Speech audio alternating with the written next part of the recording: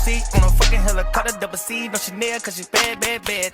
Riding Kawasaki, I can cup you a new Rari, let you ride it, now you're rap, and you're bad, bad, bad. No plan, no Atari, I won't play with you for nothing, I can eat you. Yo, what's up guys, welcome back to another video on the channel. Today we're going to be talking about if the Sur-Ron LBX is still worth it in 2025 with all these other companies competing with them to make the best bike overall. Let's find out. Yo, what's up guys, we are on the Sur-Ron LBX and today we're going to be talking about if the Sur-Ron LBX is still worth the price in 2025 with all these new competitors coming out with bikes every couple months. So to start, the Sur-Ron LBX is $4,600. To compare it to a bike very similar to the Sur-Ron LBX, the Triple X from Talaria goes 52 miles an hour and is only $3,400 without taxes or shipping. All the prices I'm talking about in this video is without taxes or shipping. So I don't know what the prices are with taxes or shipping.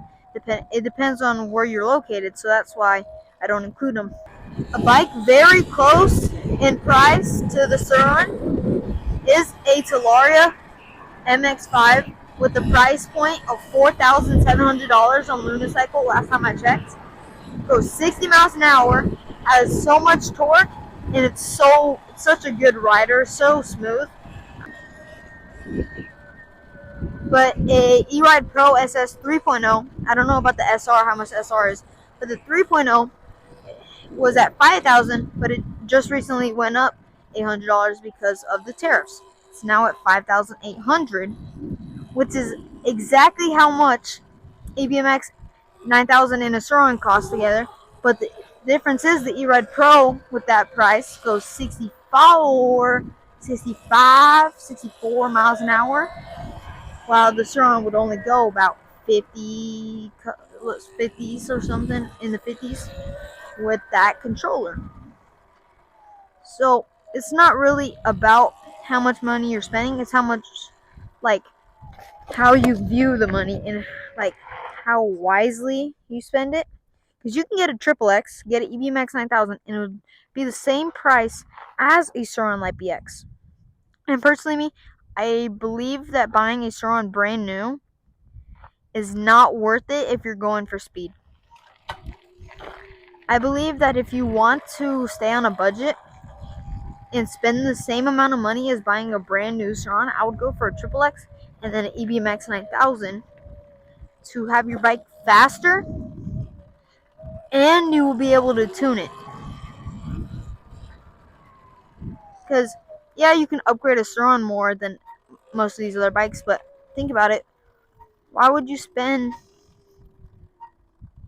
$2,000 on a battery, $1,000 on a controller, and a new motor just to go the same speed as a brand new E-Ride Pro SS 3.0?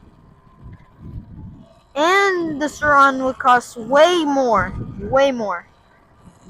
I truly believe that the Talaria MX-5 is the best bike for the price. You get a good-looking bike, a nice feeling bike with good suspension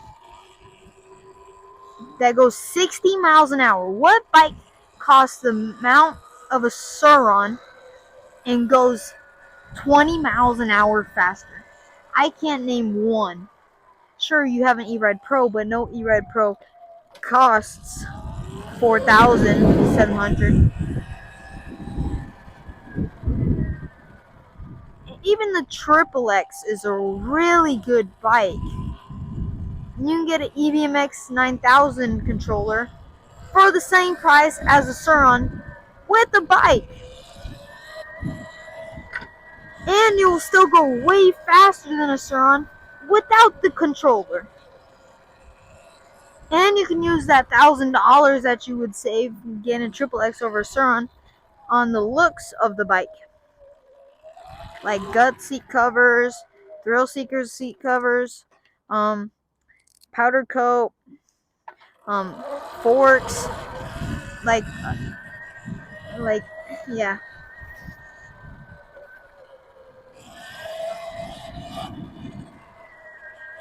The category I'm basing this off is not including Ultra Bs or the high-powered Surrons like the Sur-Ron Ultra B, Storm B. I'm mostly talking about E-Ride Pro, SS 3.0 SR, the normal SS, the S, and then the Talaria MX4, maybe even the MX3. I don't know how fast the MX3 goes, but the MX4, MX5, Triple X, and then the Sur-Ron LBX. But I believe that the Surron LBX sits at the bottom. I believe that the Surron LBX is the worst bike out of E-Ride Pros and Talarias. Simply just because the Talaria goes 50 plus miles an hour and has the same amount of voltage as a Surron. I believe the Surrons look better than the Triple X, but I'd rather go faster for cheaper to make the bike look better, because the Triple X still looks like a pretty good bike. It looks good, feels good. I've ridden one before. It's super smooth, bro. Oh my god. Just because the suspension on Talarias just like move together. And yeah, you can watch as many reviews on Surrons as you want.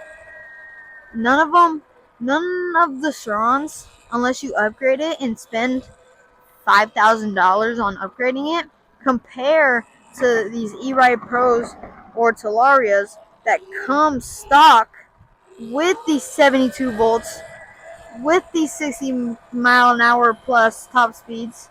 Sur-Ron can't do that. I think the Ultra B only goes 56 without the limiter cut. Like, Sur-Ron was ahead of the game. I think it started like e-bike electric dirt bikes, but then it just got left behind because they don't upgrade their power. Sure, they gave 2 more kilowatts to the new 2025, but that's still not gonna keep up with the Talaria MX5, which is still the $100 more than a Surron. Like, I believe that if you're gonna spend the money on a Surron, just get a Talaria MX5 or just get a Talaria Triple X, then buy a controller or just save that money. Yeah, I'm saying this while I'm riding a Surron, but I'm saying this because it needs to be said. And I didn't pay $4,600 for my Surron. I paid way less than that. Way less. And I'm actually happy with the price I got it for, because for that price, I would have I got it for basically the price of I got it for the price of a 72 volt Mototech. And sure, the 72 volt Mototech goes 40, but I would rather have a Surron 45. I'd rather have a Surron because how big it is compared to these small Mototechs. The Mototechs are not good, big bikes. Sure, they might look good, but I believe that a Surron is way better than a Mototech. That's why I made the decision to get this Surron for cheaper than a 72 volt Mototech. Actually, I think a Mototech's 22 without taxes. I got mine for I got cheaper than that. And that's crazy. It's just crazy to me how much I got mine for.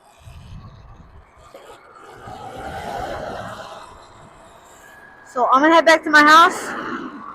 I see you there. Thank you guys for watching all the way to the end. If you enjoy this type of content and you want to see more of it, make sure you like, subscribe, and turn on post notifications so you never miss another video from me. Thank you for watching. See you in the next one.